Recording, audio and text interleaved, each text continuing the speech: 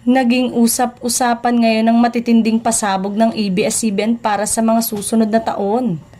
Bukod nga sa bagong shows, serye, pelikulang handog ng ABS-CBN ay ang mga bagong artista din na makikita sa pagpasok pa lang ng 2025. Kapansin-pansin kasi, nakasama ang kapuso actress na si Jeneline Mercado sa mga ipinakitang mukha ng ABS-CBN Star Music na ipinakilala sa susunod na taon. Nangangahulugan nga kaya na mapapanood na rin ito bilang kapamilya. Marami nga ang nagulat at nagtatanong sapagkat nilinaw at sinagot na ito ng aktres ang balita na lilipat siya umano ng network. Nabalita din na pipirma ito sa kapuso ngunit matatagalan dahil may mga bagay na kailangan pang ayusin both parties. Matatapos na nga ang taon ngunit wala pang balita kung kailan pipirma ang aktres.